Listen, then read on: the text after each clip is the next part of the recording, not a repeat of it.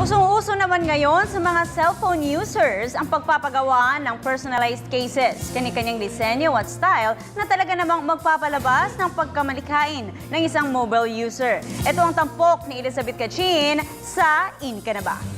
In ka na ba pagkat ako'y ina? Nakikipagsabayan na talagang naiiba. Ayon sa statistika, sa mahigit sa 94 million na populasyon ng Pilipinas ay may 107 million na mobile phones.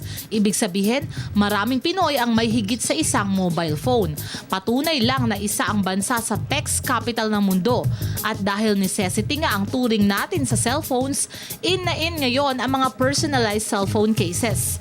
Dito sa isang mall sa Taguig, pinasyalan namin ang natatanging gumagawa ng personalized cellphone cases na kayang gawin sa pamamagitan ng kanilang Instacase machine sa loob lamang ng 5 minuto.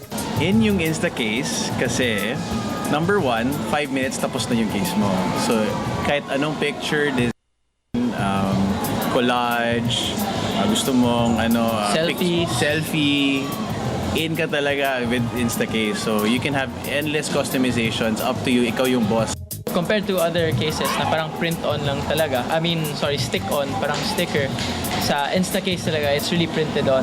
So it's ink talaga yun. Kaya't kung kayo ay may smartphones tulad ng iPhone o iba pang brand, tablets o di kaya ay iPads, pwede ka nang magpagawa ng inyong sariling casing.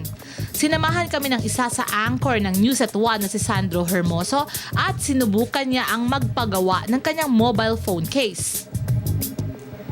Ito na ang proseso. Piliin ang material ng gusto nyong casing. Silicone ba o hard case? Pagkatapos ay piliin naman ang gusto nyong design. At i-press na ang button sa machine at makalipas ang ilang minuto ay ito na ang inyong cellphone case in an instant. Wow! Ang ganda nga! Isa rin itong magandang gift suggestion ngayong Kapaskuhan. At maganda rin ang kalidad dahil hindi ito kumukupas. Kumbaga kung ano yung design na gusto mong nakikita sa cellphone mo, which is something very personal, gagawin mo sarili mo talaga and then makikita mo kung ano yung ginawa mo. Kumbaga, yung creativity mo na i-exercise mo rin kasi pwede mong gusto mo, tapos makikita mo yung finished product na nasa case mo na. Personalized case in an instant.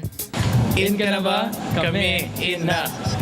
Para sa Telebisyon ng Bayan, Elizabeth Cachin. In ka na ba pagkat ako'y ina?